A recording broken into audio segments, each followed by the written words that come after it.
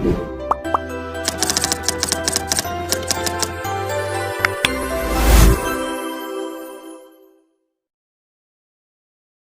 दोस्तों, welcome to ट्रांजेंट academy. तो friends, आशा રાખું છું તમે બધા મજામાં છો, મસ્ત છો।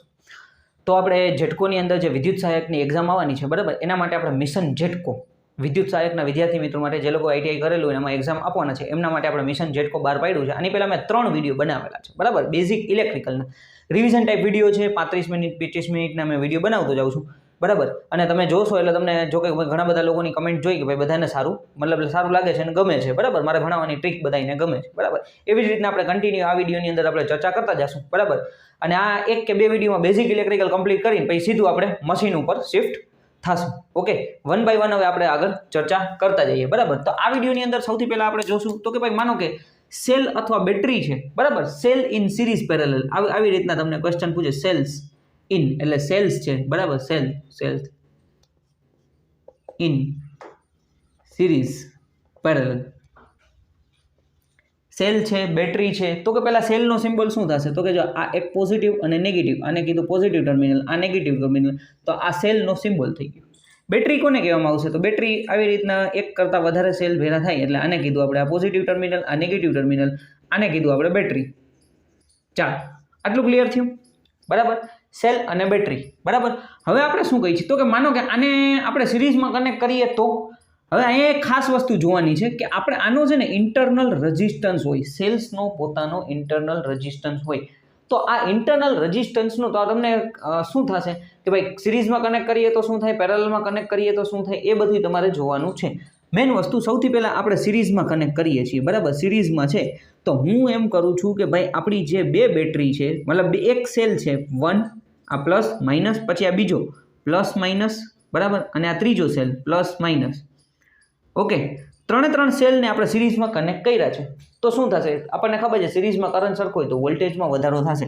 એટલે આનો વોલ્ટેજ V છે, આનોય V છે, આનો V છે, તો ટોટલ વોલ્ટેજ કેટલા થઈ ગયા, ટોટલ વોલ્ટેજ આપણી પાસે થઈ ગયા 3V, બરાબર, 3V થઈ ગયા। 5 જોડેલા હોય તો 5V। માનો કે તમને એમ કીધું એક બેટરી 5 વોલ્ટની છે અથવા એક સેલ 5 વોલ્ટનો છે, બરાબર, આવી રીતના 3 સેલ સિરીઝમાં કનેક્ટ કરેલા છે તો ટોટલ વોલ્ટેજ કેટલા 5 + 5 + 5 એટલે 15। ક્લિયર આટલું? હવે એના પછી સમજો, માનો કે આમાં ઇન્ટરનલ રેઝિસ્ટન્સ નથી આપ્યો, હવે હું ઇન્ટરનલ રેઝિસ્ટન્સ એડ કરું છું, આવી રીતના ઇન્ટરનલ રેઝિસ્ટન્સ, બરાબર, આનો વોલ્ટેજ V છે, આ R, અને R જ નામ આપીએ છીએ, પછી પાછો આ સિરીઝમાં કનેક્ટ કર્યો, આનો ઇન્ટરનલ રેઝિસ્ટન્સ R, પછી આ પાછો R આપણે સિરીઝમાં કર્યો, બરાબર, એક ત્રીજો વોલ્ટેજ V, આના વોલ્ટેજ V અને આ R, આવી રીતના તમને આપેલું છે। તો હવે આના ટોટલ વોલ્ટેજ શું થશે, જો ટોટલ વોલ્ટેજ તો 3V જ થશે, હતા એ જ, પણ જોવાની વાત એ છે કે રેઝિસ્ટન્સ તમને એમ પૂછે ટોટલ ઇન્ટરનલ રેઝિસ્ટન્સ શું થશે તો R ઇન અથવા RI ખાલી લખતા હોય, ઘણી વખત સોર્સ રેઝિસ્ટન્સ RS પણ લખતા હોય છે, તો એ કેટલા થશે, 3 સિરીઝમાં છે, રેઝિસ્ટર ઇન સિરીઝ, તો કે R + R + R, તો અહીંયા થઈ જશે 3R। માનો કે તમને એમ કીધું આ 2 ઓહમ છે, 2 ઓહમ છે, 2 ઓહમ છે, તો 2 + 2 + 2 6 ઓહમ। ક્લિયર અહીંયા સુધી? સાવ સિમ્પલ વસ્તુ છે। જો એક વસ્તુ યાદ રાખવાની, સેલને સિરીઝમાં ક્યારે કનેક્ટ કરવામાં આવશે તો કે જ્યારે વોલ્ટેજ વધારે જોતા હોય ને ત્યારે સિરીઝમાં કનેક્ટ કરવામાં આવશે, કારણ કે સિરીઝમાં કરંટ સરખો હોય, વોલ્ટેજ અલગ અલગ હોય, એટલે V। ક્લિયર અહીંયા સુધી? હવે પેરેલલની વાત કરીએ આપણે, પેરેલલ કનેક્શન, તો કે સેલને હવે આપણે પેરેલલમાં કનેક્ટ કરવાના છે, બરાબર। તો પેરેલલનો મતલબ શું થઈ ગયો, તમને બધાને ખબર જ છે કે ભાઈ બધાય પોઝિટિવ ટર્મિનલ ભેગા કરી દો અને બધાય નેગેટિવ ટર્મિનલ ભેગા કરી દો। ઓકે, આ positive negative, positive negative, positive negative, ચાલો ક્લિયર। આ 3 સેલ છે, 3 સેલ આપણે કેમાં કર્યા છે, સેલને સિરીઝમાં કનેક્ટ કરે, સોરી પેરેલલમાં કનેક્ટ કર્યા છે, તો આપણને ખબર છે કે ભાઈ પેરેલલની અંદર વોલ્ટેજ છે એ સેમ હશે, અહીંયા જેટલા વોલ્ટેજ હશે એટલે આ સેલ પાસે, આ સેલ પાસે, આ સેલ પાસે, બધા પાસે વોલ્ટેજ સેમ હશે, કરંટ અલગ અલગ હશે, બરાબર, કરંટ અલગ અલગ હશે, તો અહીંયા ટોટલ કરંટ બરાબર શું થઈ જશે, I1 + I2 + I3। માનો કે આ બધાયનો કરંટ I છે, આનો કરંટ I છે, આનો કરંટ I છે, તો અત્યારે ટોટલ કરંટ શું થઈ જશે, ટોટલ કરંટ I = 3I, 3 નો સરવાળો। તમને એમ કે 1 એમ્પિયર, 2 એમ્પિયર, 5 એમ્પિયર અલગ અલગ તમને કરંટ આપેલા તો એનો સરવાળો કરી નાખવાનો, બીજું કંઈ નથી, કરંટનો સરવાળો થશે, જ્યારે વોલ્ટેજ તો સેમ છે, પેરેલલ છે, એટલે તમને સેમ એઝ ઇટ ઇઝ અહીંયા આવી રીતના આપેલું છે। માનો કે હવે આપણે એમ કહીએ છીએ રજિસ્ટર વાળું સાહેબ આપેલું હોય તો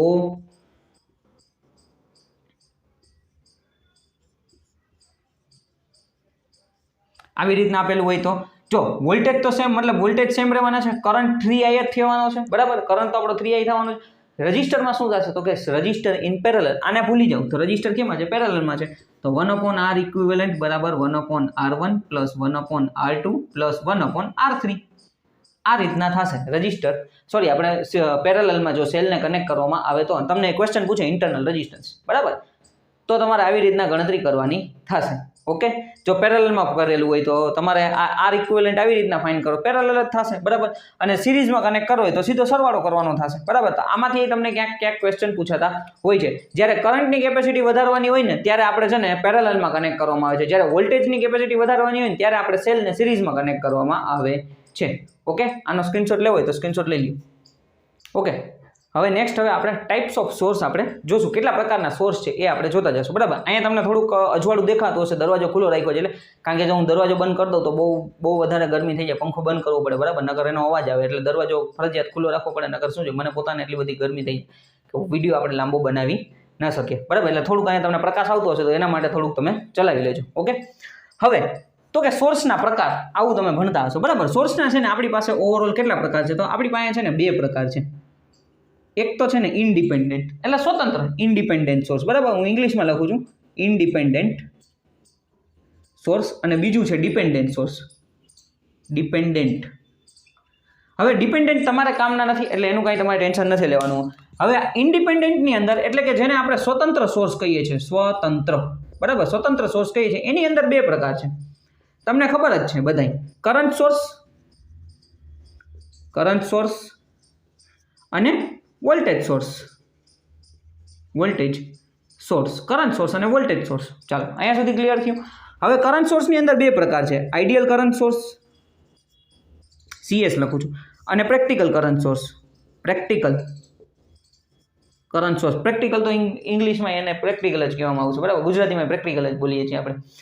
એટલે આઈડિયલ કરંટ સોર્સ ને પ્રેક્ટિકલ કરંટ સોર્સ 2 પાર્ટ થયા. Same as it is voltage સોર્સના એમ જ થશે, આઈડિયલ વોલ્ટેજ સોર્સ અને પ્રેક્ટિકલ વોલ્ટેજ સોર્સ. ચાલો આ પાર્ટ પડ્યા આપણા માટે, આ 2 કામના છે, બરાબર. હવે આમાંથી એમસીક્યુ ક્યાંથી બનતા હું તમને સમજાવતો જાઉં. સૌથી પહેલા આપણે જોઈએ આઈડિયલ વોલ્ટેજ સોર્સ. તો આઈડિયલ વોલ્ટેજ સોર્સ છે ને આવી રીતના પ્લસ માઇનસ છે, બરાબર. તો આમાં એનો ઇન્ટરનલ રેઝિસ્ટન્સ હંમેશા 0 હોય છે, આટલું મગજમાં રાખજો, ક્વેશ્ચન તમને આવો પૂછાશે, બરાબર. ઇન્ટરનલ રેઝિસ્ટન્સ કેવો હશે, ઇન્ટરનલ રેઝિસ્ટન્સ છે ને એ 0 હશે, બરાબર. કેની અંદર, આઈડિયલ વોલ્ટેજ સોર્સ, બરાબર, આઈડિયલ વોલ્ટેજ સોર્સ અહીંયા લખું છું, આઈડિયલ વોલ્ટેજ સોર્સ, એનો ઇન્ટરનલ રેઝિસ્ટન્સ 0 હોય છે, બરાબર. પછી ગ્રાફનું કંઈ કામનું નથી, તમારે કંઈથી ક્વેશ્ચન છે, બરાબર. એટલે તમે જેટલા વોલ્ટેજ આપશો સામે એટલા જ, અહીંયા જેટલા વોલ્ટેજ હશે ને એટલા ટર્મિનલ ઉપર વોલ્ટેજ મળશે, બાકી આપણે ગ્રાફ દોરવાનું છે તો કાંઈ કામનું નથી. જો પ્રેક્ટિકલ વોલ્ટેજ સોર્સની વાત કરીએ, પ્રેક્ટિકલ વોલ્ટેજ સોર્સ, તો પ્રેક્ટિકલ વોલ્ટેજ સોર્સમાં આવી રીતના સિરીઝમાં એક ઇન્ટરનલ રેઝિસ્ટન્સ હશે, RI, બરાબર. અહીંયા વોલ્ટેજ કીધું અને આપણે વોલ્ટેજ કીધું, ચાલો ડન. હવે અહીંયા વસ્તુ શું થાય છે તો કે આનો ગ્રાફ છે ને થોડોક ડાઉન થઈ જાય, જો કે એ તમારે એટલું બધું કામનું નથી, તમારે એમસીક્યુ મોસ્ટ આઈએમપી એમસીક્યુ છે ને આ આઈડિયલ વોલ્ટેજ સોર્સનો ઇન્ટરનલ રેઝિસ્ટન્સ કેટલો હોય છે તો કે 0. આ જ તમારા માટે કામનું છે, બાકી કાંઈ કામનું નથી વધારે. પ્રેક્ટિકલ વોલ્ટેજ સોર્સમાં શું થાય, ગ્રાફ છે ને, કારણ કે ઇન્ટરનલ રેઝિસ્ટન્સ લીધે થોડોક વોલ્ટેજ ડ્રોપ થશે, બરાબર, પણ એ તમારે એટલું બધું મહત્વનું નથી. હવે એના પછી આપણે જોઈએ ક્યાં તો કે આઈડિયલ કરંટ સોર્સ. હવે આઈડિયલ કરંટ સોર્સ છે ને તો એ આવી રીતના થશે, આ કરંટ સોર્સમાં એરો હશે, બરાબર. આ આઈડિયલ કરંટ સોર્સ છે, પણ અહીંયા ખાસ મગજમાં રાખજો, આઈડિયલ કરંટ સોર્સનો ઇન્ટરનલ રેઝિસ્ટન્સ, આ ખાલી R લખું છું, R એટલે રેઝિસ્ટન્સ, સમજી જાજો. આ ઇન્ટરનલ રેઝિસ્ટન્સ ઇન્ફાઇનાઇટ હશે, ખાસ ધ્યાન રાખજો, કારણ કે અહીંયા ઓપન સર્કિટ થઈ ગયું, ઓપન સર્કિટ હોય ને તો રેઝિસ્ટન્સ ઇન્ફાઇનાઇટ હોય, ઇન્ફાઇનાઇટ તમને જોવા મળશે, બરાબર. જ્યારે પ્રેક્ટિકલ કરંટ સોર્સ હોય, પ્રેક્ટિકલ કરંટ સોર્સ, તો પ્રેક્ટિકલ કરંટ સોર્સની અંદર આકૃતિ કઈ રીતના થઈ જશે તો કે આ રીતના, જો અહીંયા ઇન્ટરનલ રેઝિસ્ટન્સ આવી ગયો એના પેરેલલની અંદર, જો અહીંયા સિરીઝમાં હશે, અહીંયા પેરેલલમાં હશે. હમણાં current source to voltage source to current source એ શીખડાવું તમને, બરાબર. તો કે હવે અહીંયા ઇન્ટરનલ રેઝિસ્ટન્સ થોડોક છે, તો આનો ગ્રાફ આના જેવો થશે, ધીમે ધીમે તો કરંટમાં થોડોક ઘટાડો થતો જશે, જેમ લોડમાં વધારો થાય ને એ રીતના, બરાબર. કોન્સ્ટન્ટ વોલ્ટેજ આપે છે, કોન્સ્ટન્ટ કરંટ આપે છે, આટલું કામનું છે. પણ મેન તમારા મોસ્ટ આઈએમપી ક્વેશ્ચન આ છે, આઈડિયલ વોલ્ટેજ સોર્સનો ઇન્ટરનલ રેઝિસ્ટન્સ 0, આઈડિયલ કરંટ સોર્સનો ઇન્ટરનલ રેઝિસ્ટન્સ ઇન્ફાઇનાઇટ. ઓકે, આનો સ્ક્રીનશોટ લઈ લ્યો. ઓકે ફ્રેન્ડ્સ, એક નાનકડો ક્વેશ્ચન તમને પૂછાઈ જાય, કરંટ સોર્સમાંથી વોલ્ટેજ સોર્સમાં બદલાવું, વોલ્ટેજ સોર્સમાંથી કરંટ સોર્સમાં બદલાવું, બરાબર? તો આપણે અહીંયા બંને પ્રેક્ટિકલ કરંટ સોર્સ ને પ્રેક્ટિકલ વોલ્ટેજ સોર્સ આપણે લીધેલા છે. હવે અહીંયા જો આ કરંટ સોર્સ આપેલો છે તમને, બરાબર? અહીંયા સીધું હું લખી નાખું છું current source. Okay, practical current source છે એટલે અહીંયા જો રેઝિસ્ટન્સ આપેલો છે, આ એનો કરંટ સોર્સ છે, બરાબર? 10 એમ્પિયરનો કરંટ સોર્સ છે. આને આપણે વોલ્ટેજ સોર્સમાં બદલાવવાનો છે. તો કાંઈ એટલે કાંઈ કરવાનું નથી, સિમ્પલ વસ્તુ છે. તમારે પહેલાં છે ને વોલ્ટેજ સોર્સ દોરી લેવાનું, બરાબર? ઇન્ટરનલ રેઝિસ્ટન્સ વોલ્ટેજ સોર્સના સિરીઝમાં આવશે, જ્યારે આના આપણા કરંટ સોર્સના પેરેલલમાં. તો આવી જ રીતના આપણે છે ને વોલ્ટેજ સોર્સ દોરી લેવાનું, બરાબર? અહીંયા જે 5 ઓહમ રેઝિસ્ટન્સ છે ને, તો રેઝિસ્ટન્સમાં કાંઈ ફેરફાર નહીં થાય, 5 ઓહમ જ રહેશે. હવે આપણે શું જોઈએ છીએ તો કે ભાઈ મારે અહીંયા વોલ્ટેજની વેલ્યુ, તો આપણી પાસે સૂત્ર છે ઓહમના નિયમ પ્રમાણે V બરાબર IR. તો I કેટલો છે આપણી પાસે? 10 એમ્પિયર, બરાબર? I 10 એમ્પિયર છે અને 5 ઓહમ આપણો રેઝિસ્ટન્સ છે, તો 10 × 50 વોલ્ટ. તો આ વોલ્ટેજ સોર્સ કેટલાનો થઈ ગયો? 50 વોલ્ટનો. ક્લિયર? ખાલી આવો ક્વેશ્ચન તમને પૂછે, કરંટ સોર્સમાંથી વોલ્ટેજ સોર્સમાં બદલાવો, આકૃતિ આપેલી છે, તો વોલ્ટેજની વેલ્યુ કેટલી થશે?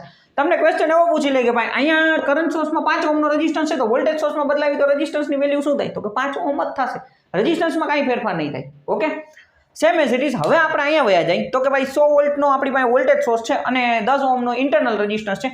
તો આપણે કરંટ સોર્સ બદલાવવો છે, કરંટ સોર્સમાં જવું છે. તો કરંટ સોર્સમાં શું થશે? પહેલા કરંટ સોર્સ દોરી લ્યો. હવે એ ખાસ ધ્યાન આપો, જો પ્લસની સાઇન ઉપર છે ને તો એરો ઉપરની તરફ આવશે. બહુ જ મસ્ત કોન્સેપ્ટ છે. જો પ્લસની સાઇન નીચે હોય ને, બરાબર, તો એરો નીચેની તરફ આવશે. આ તમારે ખાસ મગજની અંદર રાખવાનું છે. એનો મતલબ કરંટ આપણો અહીંથી બહાર નીકળે છે. જો પ્લસની સાઇન આવી રીતના હોત ને, અહીંયા માઇનસ ને અહીંયા પ્લસ, તો છે ને એરો આપણે આવી રીતના નીચે ડ્રો કરવો પડત. આ એક ખાસ ધ્યાન રાખજો, આમાંથી પણ ક્વેશ્ચન પૂછાઈ શકે છે, બરાબર? હવે અહીંયા આપણે એરો ઉપર રાખ્યો છે, બરાબર? આના પેરેલલમાં રેઝિસ્ટન્સ, ઇન્ટરનલ રેઝિસ્ટન્સ ક્યાં થઈ જશે? તો કે આની પેરેલલમાં થઈ જશે, બરાબર? તો 10 ઓહમનો તો ઇન્ટરનલ રેઝિસ્ટન્સ 10 ઓહમ જ હશે, એને તો એમણે લખી નાખો, કાંઈ ટેન્શન જ નહીં. હવે કરંટની વેલ્યુ લેવી છે, તો આપણી પાસે સૂત્ર આ રહ્યું, I V IR. તો I ને સૂત્રનો કરતા બનાવો તો V/R. વોલ્ટેજ કેટલા છે? તો આ રહ્યા 100 આપેલા છે, તો 100 ના છેદમાં રેઝિસ્ટન્સ કેટલો છે? 10 ઓહમ. મીંડું ગયું. તો કરંટ કેટલો થયો? 10 એમ્પિયર. ચાલો, અહીંયા કરંટ થયો 10 એમ્પિયર, બરાબર? તો આ આપણે શીખવું વોલ્ટેજ સોર્સમાંથી કરંટ સોર્સમાંથી વોલ્ટેજ સોર્સ, વોલ્ટેજ સોર્સમાંથી કરંટ સોર્સ. આમાંથી એકાદ માર્કનો તમને ક્વેશ્ચન આવી શકે છે. ઓકે, સ્ક્રીનશોટ લઈ લ્યો. ઓકે ફ્રેન્ડ્સ, આગળ આપણે કરંટ સોર્સમાંથી વોલ્ટેજ સોર્સને વોલ્ટેજ સોર્સમાંથી કરંટ સોર્સમાં કેમ બદલાવું એ આપણે જોયું. હવે આપણે મોસ્ટ આઈએમપી ટોપિક આપણે લઈએ ને, તો બરાબર, ઇલેક્ટ્રિક સર્કિટ અને મેગ્નેટિક સર્કિટ બંનેની કમ્પેરિઝન, બરાબર? આ કમ્પેરિઝનમાં તમારું આખું મેગ્નેટિક સર્કિટ આવી જશે, બરાબર? વન બાય વન આપણે જોતા જઈએ. સૌથી પહેલાં જો તો ઇલેક્ટ્રિક સર્કિટમાં રેઝિસ્ટન્સ હોય છે, કરંટ ફ્લો થાય, બરાબર? આવી રીતના V IR એનું સૂત્ર થાય ઓહમના નિયમ પ્રમાણે. મેગ્નેટિક સર્કિટ તમને આપેલી છે. મેગ્નેટિક સર્કિટમાં ફરક એ હશે, કોઈ આપણે કોઇલ હશે, કોઈ પણ એક આપણે આયરન કોર હશે, એના ઉપર કોઇલ વીંટાળેલી હશે ને એમાં કરંટ પસાર કરવાથી ફ્લક્સ ઉત્પન્ન થાય છે, એટલે એનું સૂત્ર થઈ જશે mmf = ϕs, બરાબર? એટલે આ કમ્પેરિઝન તમે જોતા જશો ને તમને આપો ક્લિયર આવી જશે.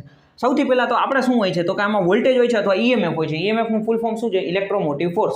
એનો એકમ શું છે તો કે વોલ્ટ હોય છે. જ્યારે મેગ્નેટિક સર્કિટમાં મેગ્નેટોમોટિવ ફોર્સ, મેઇન વસ્તુ શું છે? EMF શું કાર્ય કરે છે તો કે ફોર્સ પ્રોવાઈડ કરે છે આપણા કરંટને ફ્લો કરે. તો મેગ્નેટોમોટિવ ફોર્સ પણ એ જ રીતના છે, બરાબર?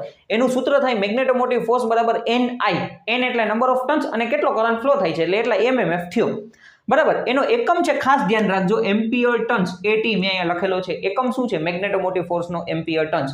આ ઇંગ્લિશમાં લખેલું તો એની કાંઈ ચિંતા ન કરતા, બધા મસ્ત તમને ઇંગ્લિશમાં કે ગુજરાતીમાં કાંઈ ફેર નહીં પડે, બરાબર? નામ બધાના સેમ જ છે, એટલે કાંઈ ઇંગ્લિશમાં લખો થોડુંક બેટર રહેશે. હવે એના પછી છે કરંટ. તો કે ભાઈ ઇલેક્ટ્રિક સર્કિટમાં કરંટ ફ્લો થાય છે, કરંટનો એકમ એમ્પિયર છે. મેગ્નેટિક સર્કિટમાં અહીંયા ખાસ ધ્યાન રાખજો, ફ્લક્સ ઉત્પન્ન થાય છે, ફ્લો નથી થતો, ઉત્પન્ન થાય છે ફ્લક્સ. એની સંજ્ઞા ફાઈ છે ને એનો એકમ વેબર છે, બરાબર? એકમ શું છે તો કે વેબર છે. ત્યાર પછી તો કે અહીંયા રેઝિસ્ટન્સ. ઇલેક્ટ્રિક સર્કિટમાં રેઝિસ્ટન્સ હોય છે. રેઝિસ્ટન્સ શું કરે છે? કરંટનો વિરોધ કરે છે. તેનો એકમ ઓહમ છે. એની સંજ્ઞા આપણે આવી રીતના ઓહમ છે, બરાબર?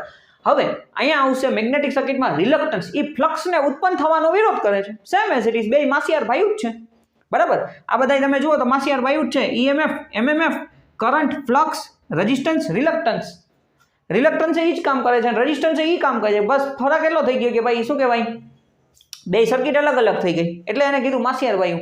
રિલક્ટન્સ S = એમ્પિયર ટર્ન્સ પર વેબર, બરાબર? એનો એકમ થઈ ગયો એમ્પિયર ટર્ન્સ પર વેબર, x થી ઓળખવામાં આવે છે.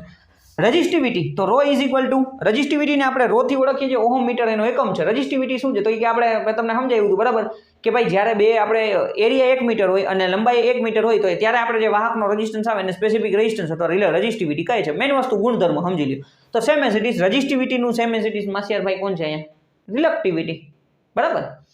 પછી કંડક્ટન્સ, કંડક્ટન્સ એટલે જી રેઝિસ્ટન્સના વ્યસ્તને કંડક્ટન્સ કહે છે. રેઝિસ્ટન્સ વિરોધ કરે છે, કંડક્ટન્સ સપોર્ટ કરે છે. તો સેમ એઝ ઇટ ઇઝ અહીંયા પરમિયન્સ તો 1/s રિલક્ટન્સના વ્યસ્તને પરમિયન્સ કહે છે બરાબર. પછી કંડક્ટિવિટી એટલે સિગ્મા રેઝિસ્ટિવિટીના વ્યસ્તને કંડક્ટિવિટી કહે છે. અહીંયા પરમિયાબિલિટી આવશે. તમે એમ પણ કહી શકો કે ભાઈ રેસિપ્રોકલ ઓફ રિલક્ટન્સ અથવા એને મ્યુથી ઓળખવામાં આવે છે. Mu is equal to μ0 μr absolute permeability, પછી એર અથવા વેક્યુમ પરમિયાબિલિટી અને રિલેટિવ પરમિયાબિલિટી. ખાસ ધ્યાન રાખજો રિલેટિવ પરમિયાબિલિટીનો એકમ નથી બરાબર, એ ડાયમેન્શન લેસ છે. આ તમને ક્વેશ્ચન પૂછાઈ શકે રિલેટિવ પરમિયાબિલિટીનો યુનિટ શું થશે તો કે નો યુનિટ, એકમ એનો નથી બરાબર, એક પણ નહીં એવો ઓપ્શન હોય તો ટીક કરી દેવાનો, એનો કોઈ પણ એકમ હોતો નથી, ડાયમેન્શન લેસ છે. ત્યાર પછી કીધું કરંટ ડેન્સિટી. કરંટ ડેન્સિટી છે તો ભાઈ કરંટ ડેન્સિટી એટલે I/A બરાબર. ઘનતા, કરંટની ઘનતા કેટલી હોય તો કે I/A. તો અહીંયા ફ્લક્સ ડેન્સિટી, ફ્લક્સ ડેન્સિટીને આપણે B થી ઓળખીએ છીએ. B બરાબર φ/A. ખાસ ધ્યાન રાખજો, કરંટ ડેન્સિટીને આપણે આવી રીતના ડેલ્ટાથી ઓળખીએ છીએ બરાબર. Flux density B is equal two φ/A. આ રીતના તમારે ઇલેક્ટ્રિક સર્કિટ ને મેગ્નેટિક સર્કિટનું કમ્પેરિઝન આમાંથી કંઈ પણ તમને એકાદો ક્વેશ્ચન તમને ક્યાંકથી આવી શકે છે બરાબર. પાછું ફટાફટ એક વખત જોઈ લઈ.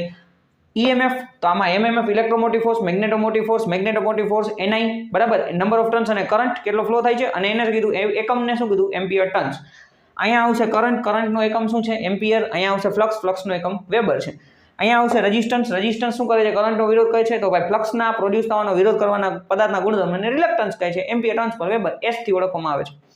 રજિસ્ટિવિટી તો રિલક્ટિવિટી, conductance, પરમિયન્સ, conductivity, permeability, current density ને ફ્લક્સ ડેન્સિટી. આટલું કરો એટલે એકાદો માર્કનો ક્વેશ્ચન તમને આવડી જાય. ઓકે, આનો સ્ક્રીનશોટ લઈ લો. ઓકે ફ્રેન્ડ્સ, હવે આપણે એસી સર્કિટ તરફ આગળ વધીએ બરાબર. એસી સર્કિટની અંદર આપણે ઘણી બધી વ્યાખ્યાઓ થોડીક જોશું, ત્યાર પછી આપણે એના જે અલગ અલગ પ્રકારની સર્કિટ છે એના વિશે આપણે ચર્ચા કરતા જઈશું. ઓકે, હવે ખાસ તમે જુઓ તો અહીંયા આપણે સાઇન વેવ દોરેલો છે બરાબર. એને આપણે સાયકલની વ્યાખ્યા સૌથી પહેલાં જોવાની છે આપણે વ્યાખ્યા તો કે ભાઈ સાયકલ બરાબર. એને આપણે ગુજરાતીમાં સાયકલ કહીએ છીએ. સાયકલ, સાયકલો મારી સોનાની સાયકલ, એટલે આ વ્યાખ્યા એના જેવી છે સાયકલ બરાબર. હવે થાય છે શું સમજો, આ એક સાયકલ સાઇન વેવ દોરેલો છે. અહીંયા 0 છે, અહીંયા પાઈ, પાઈ એટલે સમજો 180 અને 2π એટલે 360. અહીંયા હું લખું છું π/2, π/2 એટલે 90 અને અહીંયા આપણે આવશે 270 બરાબર. 270 એટલે 2π/3 એનો ત્રીજો ભાગ 2π/3 થશે. 2π/3 ઓકે 270. હવે સાયકલની વ્યાખ્યા શું છે તો કે ખાલી સમજો, હું બોલતો જઈશ ને એ પ્રમાણે તમારે ખાલી સમજવાનું છે. ભાઈ ગુચડામાં EMF 0 થી મેક્સિમમ થાય છે એટલે અહીંયા મેક્સિમમ EMF મળે છે અને મેક્સિમમથી શૂન્ય થાય છે અને વિરુદ્ધ દિશામાં. હવે જો આપણી પાસે બે સાયકલ બની, એનો મતલબ આ પોઝિટિવ હાફ સાયકલ, આને કીધું negative half cycle. Positive negative બરાબર. Positive half cycle, negative half cycle. તો કે ભાઈ જ્યારે ગુચડામાં EMF શૂન્યથી વધીને મેક્સિમમ થાય છે, મેક્સિમમથી ઘટીને શૂન્ય થાય છે અને વિરુદ્ધ દિશામાં વધીને મેક્સિમમ થઈને પાછું શૂન્ય થાય છે, આ સંપૂર્ણ આવર્તનને એક સાયકલ કહેવામાં આવે છે. ડન બરાબર. એક સાયકલ એટલે શું, EMF વધીને મેક્સિમમ થઈને શૂન્ય થાય છે, વિરુદ્ધ દિશામાં વધીને મેક્સિમમ થઈને શૂન્ય થાય છે, આને આવર્તન આ સાયકલ કહેવામાં આવે છે. ડન. બીજા નંબરની વ્યાખ્યા તો કે ટાઈમ પીરિયડ. ટાઈમ પીરિયડ એને આપણે T થી ઓળખીએ છીએ. ટાઈમ પીરિયડ એટલે શું તો કે એક સાયકલ પૂરી થવા માટે લાગતો સમય. એક સાયકલને પૂરી થવા માટે લાગતા સમયને ટાઈમ પીરિયડ T ઓળખવામાં આવે છે. તેનો એકમ શું છે તો કે બધાને ખબર જ છે, ટાઈમ પીરિયડ T નો એકમ સેકન્ડ છે બરાબર. શું કીધું, સેકન્ડ એનો એકમ છે. ડન. વ્યાખ્યા ઉપર અહીંથી તમને આકૃતિ ઉપરથી જ ઘણું બધું ક્લિયર થઈ જશે. એક સાયકલ પૂરું થવા માટે લાગતો સમય અને ટાઈમ પીરિયડ કીધું. હવે ત્રીજા નંબરનું ફ્રીક્વન્સી, જેને તમે આવૃત્તિથી ઓળખો છો. આવૃત્તિ બરાબર. ફ્રીક્વન્સી એટલે આવૃત્તિ. નંબર ઓફ સાયકલ પર સેકન્ડ, એક સેકન્ડમાં કેટલી સાયકલ થાય છે, સિમ્પલ વસ્તુ. એક સેકન્ડમાં નંબર ઓફ કેટલી સાયકલ આવી થાય તેને ફ્રીક્વન્સી કહેવામાં આવે છે બરાબર. નંબર ઓફ સાયકલ પર સેકન્ડ એટલે એક સેકન્ડમાં કેટલી સાયકલ થાય બરાબર, એને આપણે આવૃત્તિ કીધું. ફ્રીક્વન્સી એનો એકમ શું છે તો કે હર્ટ્ઝ, HEARTZ, હર્ટ્ઝ બરાબર. એને HZ થી લખીએ છીએ. હવે આપણી ફ્રીક્વન્સી કેટલી છે, મતલબ કે આપણા ભારતની અંદર સ્ટાન્ડર્ડ ફ્રીક્વન્સી 50 હર્ટ્ઝ, બહારના દેશમાં જાય તો 60 હર્ટ્ઝ બરાબર. એટલે આપણે અહીંયા 50 હર્ટ્ઝ ફ્રીક્વન્સી નક્કી કરેલી છે. ક્લિયર આટલું. આ 3 વ્યાખ્યા મેન છે, સાયકલ, ટાઈમ પીરિયડ અને ફ્રીક્વન્સી. એના પછી એક જ મિનિટ, એના પછી જોઈએ તો મેક્સિમમ વેલ્યુ, ચોથા નંબરની વ્યાખ્યા આપણે લઈએ મેક્સિમમ વેલ્યુ, અથવા તમને જે પૂછાય ઈ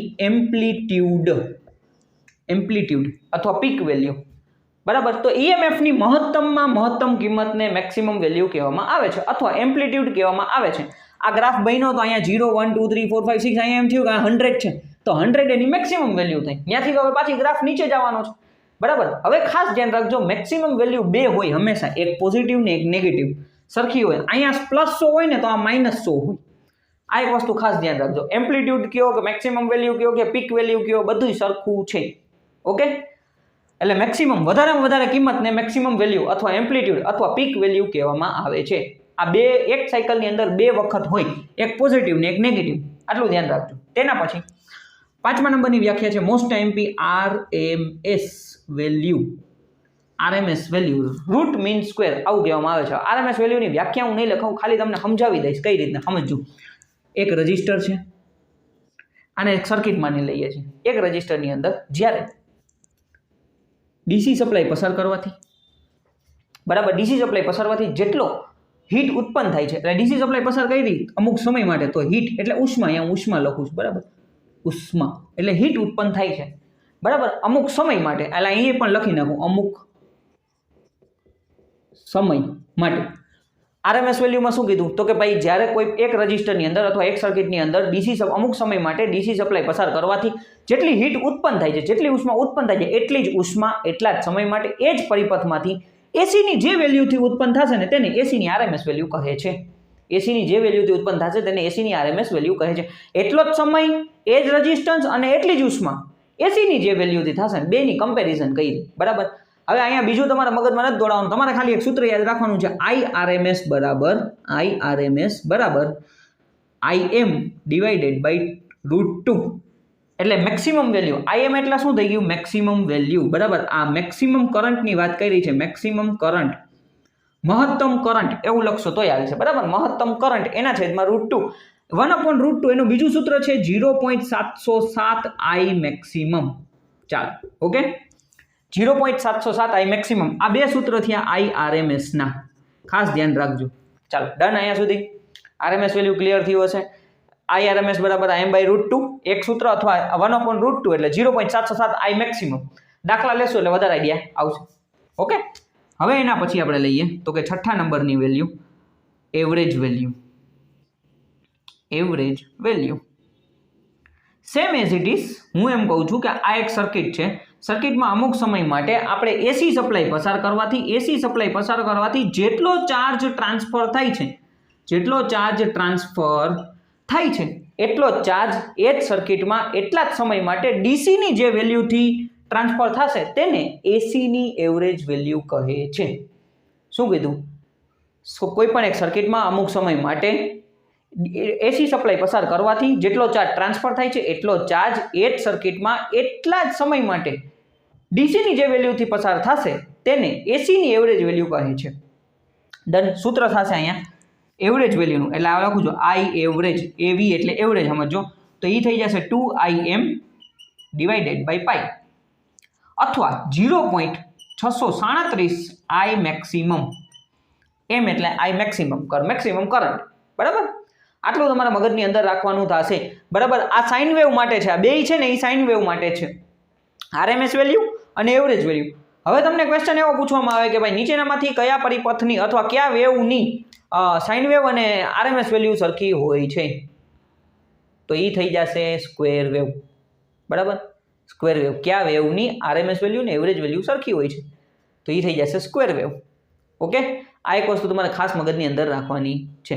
ડન. આનો સ્ક્રીનશોટ લઈ લો. હવે આપણે આગળ વધીએ, આગળ ચર્ચા કરીએ આપણે તો કે ફોર્મ ફેક્ટરની વ્યાખ્યા અને પીક ફેક્ટરની વ્યાખ્યા તમને પૂછવામાં આવે છે. એક જ સેકન્ડમાં તમને યાદ રહી જશે, ખાલી આટલું યાદ રાખવાનું. ફરા, તમે ડાન્સ ઇન્ડિયા ડાન્સમાં ફરા ખાનને જોયેલી હશે, બરાબર. તો ફરા યાદ રાખવાનું, ફરા, અને અહીંયા વચમાં એક લીટો કરી નાખવાનો, ફરા, બરાબર. તો અહીંયા શું થઈ જશે? ફરાનો મતલબ તો કે ભાઈ આપણે અહીંયા ફોર્મ ફેક્ટર એફ એટલે ફરા, એટલે એફ એટલે ફોર્મ ફેક્ટર, આર એટલે આરએમએસ વેલ્યુ, એના છેદમાં એવરેજ વેલ્યુ, આરએમએસ વેલ્યુના છેદમાં એવરેજ વેલ્યુ, એને કીધું આપણે ફોર્મ ફેક્ટર. ફોર્મ ફેક્ટર હંમેશા સાઇન વેવ માટે 1.11 હશે. સાઇન વેવની વાત થાય છે, હંમેશા સાઇન વેવમાં શું હશે? 1.11 હશે. ત્યાર પછી આપણે કીધું peak factor. Peak factor, maximum factor અથવા એમ્પ્લિટ્યુડ ફેક્ટર. બીજું નામ છે શું કીધું? Amplitude factor. એમ્પ્લિટ્યુડ ફેક્ટરનું સૂત્ર યાદ રાખવાનું, PMR થી તમારે યાદ રાખવાનું, PMR. મેઇન વસ્તુ શું થાય એક્ઝામની અંદર મગજમાં ટેન્શન નહીં ચડે ભાઈ આરએમએસ વેલ્યુ, આમાં જો એવરેજ આમાંય આવે છે અને આમાંય આરએમએસ બેયમાં આવે છે, તો આરએમએસ ઉપર હતું કે ઉપર નીચે હતું?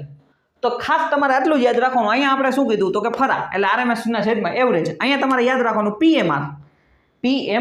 એમઆરપી ઉપરથી પી ને આગળ લઈ લેવાનું, બરાબર, એટલે PMR. તો કે અહીંયા શું થઈ જશે? મેક્સિમમ વેલ્યુ એના છેદમાં આરએમએસ વેલ્યુ. પીક ફેક્ટર હંમેશા 1.41 હશે, સોરી 1.41 અથવા √2, આવું પણ હોઈ શકે. વર્ગમૂળ 2 એટલે 1.41 જ થાય, બરાબર. પીક ફેક્ટર શું હશે? તો કે પીક ફેક્ટરની વેલ્યુ હંમેશા સાઇન વેવ માટે 1.41 હશે. આ બે વ્યાખ્યા તમારે ખાસ ધ્યાન રાખવાની છે, બરાબર. ફોર્મ ફેક્ટર એટલે ફરા આરએમએસના છેદમાં એવરેજ 1.11, પછી પીક ફેક્ટર PMR એટલે મેક્સિમમના છેદમાં આરએમએસ √2 અથવા 1.41. ઓકે, આનો સ્ક્રીનશોટ લઈ લ્યો. ઓકે ફ્રેન્ડ્સ, આગળ આપણે એસી સર્કિટની અંદર જોયું કે ભાઈ સાયકલની વ્યાખ્યા શું છે, ત્યાર પછી આપણે એના પછી જોયું ટાઈમ પીરિયડ છે, ત્યાર પછી ફ્રીક્વન્સીની વ્યાખ્યા, form factor, peak factor, RMS value અને એવરેજ વેલ્યુ, બરાબર. હવે આપણે ચર્ચા કરીએ તો કે સર્કિટની, બરાબર. Pure resistive circuit, pure inductive circuit, pure capacitive circuit, અથવા શુદ્ધ રજિસ્ટિવ, શુદ્ધ કેપેસિટિવ, શુદ્ધ ઇન્ડક્ટિવ, બરાબર. પછી series RL, series RC, series આપણે RLC સર્કિટ, બરાબર. હવે 1 by 1 આપણે ચર્ચા કરતા જઈએ. તો કે સૌથી પહેલા આપણે જોઈએ પ્યોર રજિસ્ટિવ સર્કિટ, એટલે શુદ્ધ, તમને આવું લખેલું હોય શુદ્ધ ગુજરાતીની અંદર, શુદ્ધ રજિસ્ટિવ સર્કિટ. એનો મતલબ પ્યોર રજિસ્ટિવ સર્કિટમાં ખાલી આપણે શું છે? તો કે ભાઈ ખાલી R જ હોય છે, બરાબર. આપણે એને સપ્લાય AC આપવામાં આવે છે, તો શું થાય છે? તો કરંટ I ફ્લો થાય છે. પ્યોર રજિસ્ટિવ સર્કિટ છે, કરંટ I ફ્લો થાય છે. અહીંયા રેઝિસ્ટન્સ R છે, આને કીધું V બરાબર Vm sin ઓમેગા t. તમારે આટલું Vm sin ઓમેગા t વાળું આવતું નથી, એટલે બહુ ટેન્શન લેવાની જરૂર નથી, તમે લખવા ખાતર લખ્યું છે, બરાબર. હવે અહીંયા એક વસ્તુ મગજની અંદર તમારે રાખવાની છે ભાઈ, પ્યોર રજિસ્ટિવ સર્કિટ માટે તમારે સમજવાનું શું છે? સૌથી પહેલા તો કે કરંટ અને વોલ્ટેજ વચ્ચેનો ખૂણો અથવા એંગલ કેટલો થશે? કરંટ અને વોલ્ટેજ વચ્ચેનો એંગલ થશે 0. ખાસ ધ્યાન રાખજો, પ્યોર રજિસ્ટિવ સર્કિટની અંદર કરંટ અને વોલ્ટેજ વચ્ચેનો એંગલ 0 હોય છે, બરાબર. તો એનો મતલબ એવો થયો કે તો પાવર ફેક્ટર શું હશે? પાવર ફેક્ટર, બરાબર. પાવર ફેક્ટરની વેલ્યુ શું હશે? એટલે પાવર ફેક્ટર એટલે cos 0 એટલે કે 1 ને આપણે યુનિટીથી ઓળખીએ છીએ. 1 ને કેનાથી ઓળખીએ છીએ આપણે? Unity power factor. પ્યોર રજિસ્ટિવ સર્કિટનો પાવર ફેક્ટર કેવો હોય છે? Unity power factor. Done. Current અને વોલ્ટેજ વચ્ચેનો એંગલ કેવો હોય છે? 0 હોય છે, બરાબર. આપણે અહીંયા જો વેક્ટર ડાયાગ્રામ ડ્રો કરું તો આ થયું કરંટ અને આ થયું વોલ્ટેજ, બરાબર. આ વોલ્ટેજ અને કરંટ, બરાબર. અને જો તમારે આપણે વેવફોર્મ દોરવો હોય તો આ વોલ્ટેજનો ગ્રાફ લઈએ છીએ, બરાબર. વોલ્ટેજ તો સાથે સાથે કરંટ પણ એની સાથે જ હશે, બરાબર. એ એક જ સાથે મેક્સિમમ થશે અને એક જ સાથે 0 થશે, એટલે આને કીધું ઇન ફેઝ કોમ્પોનેન્ટ. બંને એકબીજાના ફેઝમાં છે, કરંટ અને વોલ્ટેજ એકબીજાના ફેઝમાં છે, આવું તમે લખી શકો છો. કરંટ I અને વોલ્ટેજ V એકબીજાના ફેઝમાં છે. ચાલો, ઓકે. કરંટનું સૂત્ર તમે I = V/R મેળવી શકો છો. ત્યાર પછી આમાં પાવરની વ્યાખ્યા શું થશે? પાવરની વેલ્યુ કેટલી હશે? તો કે પાવર = V × I, વોલ્ટેજ એને ગુણ્યા કરંટ, બરાબર. પાવર એટલે શું થયું? વોલ્ટેજ × કરંટ, બરાબર. એના પછી પણ ખાસ મોસ્ટ આઈમ્પી વસ્તુ કે ભાઈ પ્યોર રજિસ્ટિવ સર્કિટમાં રિએક્ટિવ પાવર હોતો નથી. ખાસ ધ્યાન રાખજો, રિએક્ટિવ પાવર હોતો નથી. સ્ટાર કરેલું છે, બરાબર.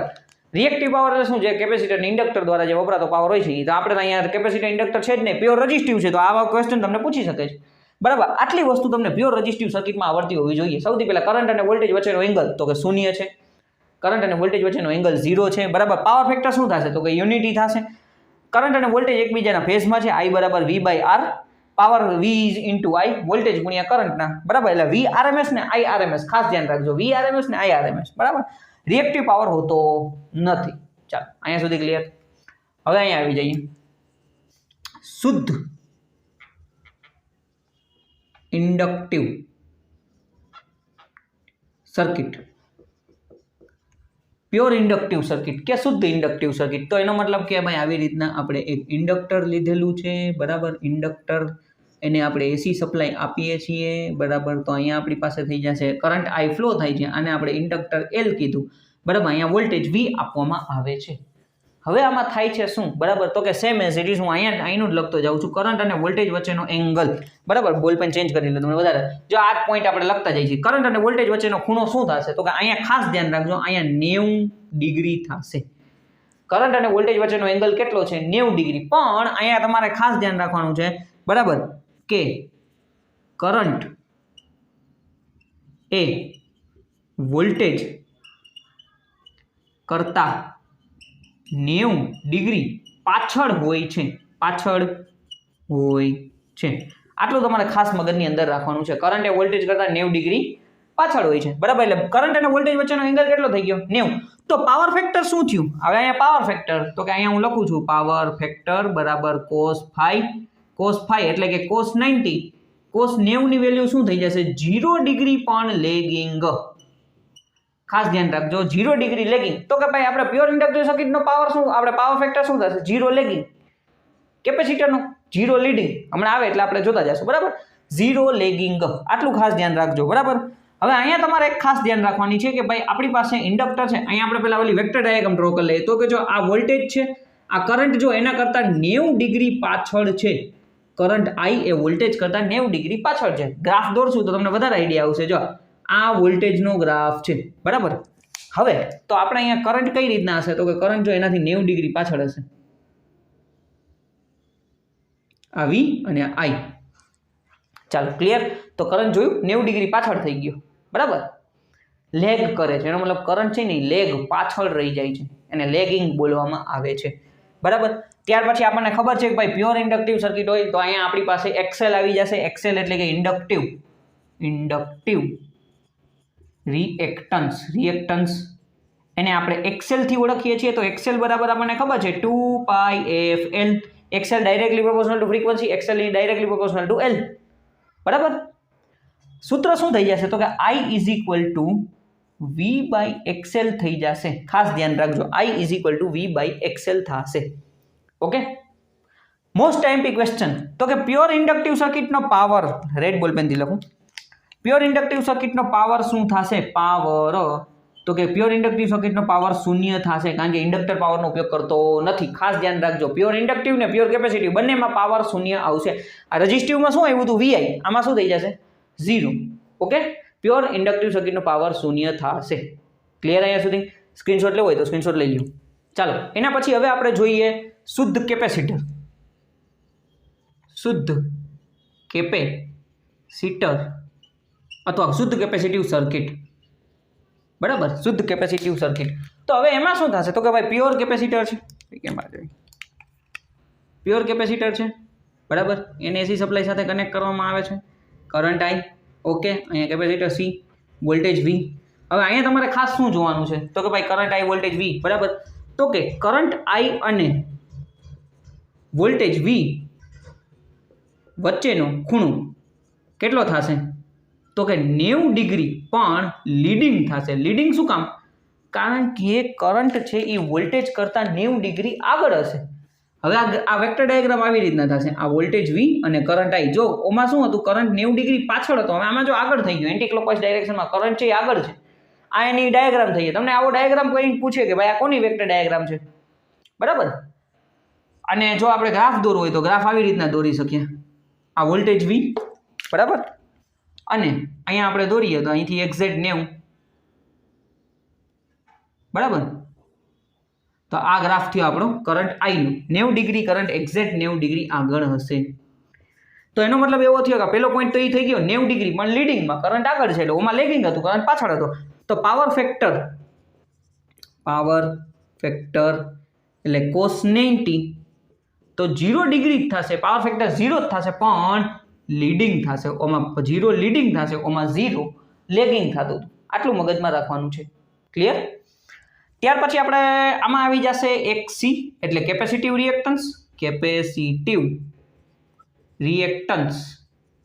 રિએક્ટન્સનો એકમ ઓહમ છે અને આગળના વિડીયોમાં આપણે વાત કરી હતી. એક સી બરાબર 1/2πAFC અથવા 1/ωc પણ લખી શકો છો. ઓમેગા બરાબર 2πf જ થાય છે. બરાબર?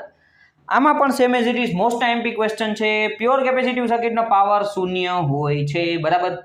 પ્યોર કેપેસિટિવ સર્કિટનો પાવર કેવો હોય છે? 0 હોય છે. ખાસ મગજની અંદર રાખવાનું છે. ચાલો ઓકે, એટલે આલો pure capacitive circuit, pure inductive ને પ્યોર રેઝિસ્ટિવ. બરાબર? આટલું તમારા મગજની અંદર રાખવાનું. પહેલા તો કરંટ અને વોલ્ટેજ વચ્ચેનો ખૂણો, પછી પાવર ફેક્ટર અને કેપેસિટિવ રિએક્ટન્સ. એટલે આનો સૂત્ર શું થઈ જશે? આમાં તમે આવી રીતના થઈ જશે I = V/XC. બરાબર? I = V/XC. આ એક વસ્તુ ખાસ મગજમાં રાખવાની છે. ઓકે, સ્ક્રીનશોટ લેવો હોય તો સ્ક્રીનશોટ લઈ લઈએ. હવે આપણે 3 મોસ્ટ આઈએમપી સર્કિટ આપણે ભણવાના છીએ. બરાબર? Series RL circuit, series RC circuit અને સિરીઝ RLC સર્કિટ. બરાબર? વન બાય વન આપણે જોતા જઈએ. સૌથી પહેલા સિરીઝ RL સર્કિટ ડ્રો કરીએ છીએ. તો ભાઈ એનો મતલબ રજિસ્ટર અને ઇન્ડક્ટર બંને સિરીઝમાં કનેક્ટ કરેલા છે. અહીંયા ટોટલ વોલ્ટેજ V આપવામાં આવે છે. બરાબર? કરંટ I થઈ જશે, અહીંયા R થઈ જશે, અહીંયા L થઈ જશે. હવે અહીંયા ખાસ મગજમાં રાખવાનું છે. બરાબર? R ના એક્રોસના વોલ્ટેજ થશે VR અને L ની એક્રોસના વોલ્ટેજ થશે VL. એટલે L પાસે જે વોલ્ટેજ રહ્યા ને એને VL કીધું, R ના વોલ્ટેજને VR કીધું. ઓકે, હવે તમારે અહીંયા સમજવાનું શું છે? તો કે ભાઈ મારે ટોટલ વોલ્ટેજ જોતા હોય તો સિરીઝ RL સર્કિટ થઈ ગઈ. બરાબર? તો ટોટલ વોલ્ટેજ જોતા હોય તો અહીંયા ધ્યાન રાખજો, પ્યોર રેઝિસ્ટિવ સર્કિટ હતી R1 + R2 + R3. તો એમાં શું થતું હતું? તો કે આપણે ટોટલ વોલ્ટેજ V બરાબર V1 + V2 + V3 કરતા હતા. જ્યારે આમાં શું થતું હતું? તો કે V બરાબર અહીંયા આપણે તમારે વેક્ટર સમ કરવાનો થશે. વેક્ટર સમ એટલે શું? તો કે આવી રીતના વર્ગમૂળની અંદર VR² + VL², VR² + VL². આને કીધું આપણે ટોટલ વોલ્ટેજ. ખાસ મગજની અંદર રાખજો, ક્વેશ્ચન તમને પૂછાઈ શકે છે. બરાબર? એક જ ઉદાહરણ લો એટલે તમને મગજમાં આવી જશે. હું એમ કહું છું કે ભાઈ VR છે ને એ 3 વોલ્ટ છે. કેટલા? 3 વોલ્ટ. VL કેટલા છે? 4 વોલ્ટ છે. તો ટોટલ વોલ્ટેજ કેટલા? બરાબર? તો ટોટલ વોલ્ટેજ કેટલા? તો કે વર્ગમૂળની અંદર 3² + 4². 3² 9, 4² 16, ચોકે 16, 3 9, 9 ને 16 25, એટલે વર્ગમૂળમાં 25. તો મને ટોટલ વોલ્ટેજ કેટલા મળ્યા? 5 વોલ્ટ. બીજી વસ્તુ ખાસ મોસ્ટ આઈએમપી ટીપ તમને કહી દઉં. 3, 4, 5, 6, 8, 10 આની ત્રિપુટી છે. બરાબર? 3, 4, 5, 6, 8, 10 આ ત્રિપુટી છે ને આમાંથી જ તમને ક્વેશ્ચન આવશે. એટલે તમને 3 અને 4 આપેલું હોય તો આખું વીંચીને 5 ઠોકી દેવાનું, આન્સર એ જ જવાબ આવશે. જો તમને એમ કીધું હોય કે 4 અને 5 છે, ટોટલ વોલ્ટેજ 5 છે, VL 4 છે, તમને એમ કહે રજિસ્ટરના વોલ્ટેજ ગોતો, અથવા ઇમ્પિડન્સમાં એવું જ થશે, તો એનો મતલબ આખું વીંચીને 3 લખી નાખવાનું. 3, 4, 5 ની ત્રિપુટી છે. 3, 4, 5 માંથી કોઈ પણ 2 વેલ્યુ આપી હોય તો જે ન આપી હોય એ લખી નાખવાની. કાંઈ દાખલો ગણવાની જરૂર નથી. ખાસ ધ્યાન. અને 6, 8, 10. બરાબર? હવે અહીંયા ઇમ્પિડન્સની વાત કરીએ તો કે ઇમ્પિડન્સ બરાબર શું થશે? ઇમ્પિડન્સને કીધું આપણે Z એટલે ઇમ્પિડન્સ એટલે શું? તો કે ભાઈ સર્કિટના બધાય રેઝિસ્ટન્સ અને રિએક્ટન્સનો સરવાળો. એને ઇમ્પિડન્સ કહેવામાં આવે છે. તો કે Z બરાબર શું થશે? તો કે વર્ગમૂળની અંદર R² પ્લસ અહીંયા L છે એટલે XL². બરાબર? R² plus XL². હવે અહીંયા હું એમ કહું છું રજિસ્ટરની વેલ્યુ 3 વોલ્ટ 3 ઓહમ છે, XL ની વેલ્યુ 4 ઓહમ છે, તો ઇમ્પિડન્સ કેટલો થશે? 5 ઓહમ જ થશે. 3, 4, 5 ની ત્રિપુટી અથવા 6 અને 8 લઈ તો 10 થશે. બરાબર? સાવ સિમ્પલ છે, કાંઈ મગજ દોડાવવાની જરૂર નથી. 3, 4, 5, 6, 8, 10 મગજમાં રાખી લો, જવાબ તમારા હાથમાં જ. 1 માર્ક મળી જશે. ડન? એટલે ઇમ્પિડન્સનું સૂત્ર શું થઈ ગયું? Z બરાબર R² પ્લસ XL². આ એક આવડી ગયું, બીજું તો એના જેવું કોપી જ છે, બીજું કાંઈ ફેરફાર નથી. હવે અહીંયા શું થશે? તો કે ભાઈ કરંટ અને વોલ્ટેજ વચ્ચેનો ખૂણો. બરાબર? તો ખાસ ધ્યાન રાખો, જો આ વોલ્ટેજ છે તો હવે મેઇન વસ્તુ શું થાય? રેઝિસ્ટન્સ છે ને એવું કરે છે ભાઈ, વોલ્ટેજ ભેરો કરંટ રહી. ઇન્ડક્ટર એમ કહે છે કે 90 ડિગ્રી રહી, તો બે આમ શું છે? બે ખેંચતાણ કરશે તો કરંટ છે ને અહીંયા વચમાં આવી જશે. 5. તો કરંટ અને વોલ્ટેજ વચ્ચેનો ખૂણો કેટલો હશે? 5 ડિગ્રી લેગિંગ. બરાબર? એટલે અહીંથી તમે એમ પણ લખી શકો પાવર ફેક્ટર બરાબર 5 ડિગ્રી લેગિંગ. બરાબર? 5 ડિગ્રી લેગિંગ. ચાલો ઓકે. એટલે 90 નહીં હોય અને 0 નહીં હોય, એની વચ્ચે કંઈ પણ હોઈ શકે છે. શું કામ? કારણ કે જો 90 થઈ જાય તો એનો મતલબ પ્યોર ઇન્ડક્ટિવ સર્કિટ થઈ જાય, 1 થઈ જાય, 0 થઈ જાય તો પ્યોર રેઝિસ્ટિવ સર્કિટ થઈ જાય. એટલે 90 અને 0 ની વચ્ચે 89 હોઈ શકે, 2 હોઈ શકે એંગલ, પણ 0 ને આપણા 0 અને 90 ન હોઈ શકે. ચાલો અહીંયા સુધી ક્લિયર. બીજી વસ્તુ એક ખાસ તમારે ધ્યાન રાખવાની છે, બરાબર. અહીંયા 5 ડિગ્રી શું કીધું? લેગિંગ કીધું છે, બરાબર. પાવર છે ને, પાવર ખાલી રેઝિસ્ટન્સ યુઝ કરે છે, ઇન્ડક્ટર પાવરનો ઉપયોગ કરતો નથી. એટલે અહીંયા તમારે પાવરનું સૂત્ર છે ને VI cos phi તમે લખી શકો છો. Power is equal two VI cos phi. Active power, reactive પાવરનું VI sin phi અને એપરન્ટ પાવરનું VI. એવું નેક્સ્ટ બીજામાં કરાય છે, અહીંયા એટલું ઇમ્પોર્ટન્ટ નથી. હવે RC સર્કિટમાં વહી જાય તો પ્યોર રેઝિસ્ટિવ સર્કિટ, તો R અને C કેપેસિટર જોડેલા છે, બરાબર. તો આનું સૂત્ર એમ જ થશે, આના આપણે V કીધું અને આપણે C કીધું, બરાબર. તો આની એક્રોસનો વોલ્ટેજ શું છે? આની એક્રોસના વોલ્ટેજને, અચ્છા અહીંયા R છે, બરાબર. આની એક્રોસના વોલ્ટેજને VR કીધું, આની એક્રોસના વોલ્ટેજને V કીધું, ટોટલ વોલ્ટેજ V. ટોટલ વોલ્ટેજનું સૂત્ર શું થશે? આ જ સૂત્રને લખો, ટોટલ વોલ્ટેજ V બરાબર વર્ગમૂળમાં VR નો વર્ગ વત્તા VC નો વર્ગ. ચાલો ઓકે, VR નો વર્ગ વત્તા VC નો વર્ગ. સેમ એઝ ઇટ 3 4 5 એ જ જવાબ આવશે, કાંઈ ફેર નહીં પડે. 6 8 10 એ જ જવાબ આવશે, બરાબર. ઇમ્પિડન્સ Z બરાબર, તો અહીંયા થઈ જશે શું? VR નો વર્ગ વત્તા XC થઈ જશે, XC ઇન્ડક્ટિવ કેપેસિટિવ રિએક્ટન્સ આવી જશે, બરાબર. આમાં ઇન્ડક્ટિવ રિએક્ટન્સ હતું, આમાં કેપેસિટિવ રિએક્ટન્સ આવી ગયું. ત્યાર પછી કરંટ અને વોલ્ટેજ વચ્ચેનો એંગલ, તો જો કરંટ છે ને 5 ડિગ્રી લીડિંગ થઈ જશે, આ વોલ્ટેજ ને કરંટ, તો પાવર ફેક્ટર શું થઈ જશે? પાવર ફેક્ટર 5 ડિગ્રી લીડિંગ, આવું લખી શકાય છે, બરાબર. પાવર ફેક્ટર 5 ડિગ્રી લીડિંગ થઈ જાય, પાવર ફેક્ટર લીડિંગમાં આવી જશે. પાવર છે એ ખાલી આપણો રેઝિસ્ટન્સ ઉપયોગ કરશે. તો કે આ RC સર્કિટની અંદર તમારે આટલું મગજમાં રાખવાનું છે. ચાલો ઓકે, પ્યોર આ series RL circuit, RC circuit બે સરખું છે, કાંઈ ફેર નથી. એના દાખલા તમને જો 3 4 5 અને 6 8 10 ની ટીપુટી મગજમાં રાખ લેવા, બરાબર.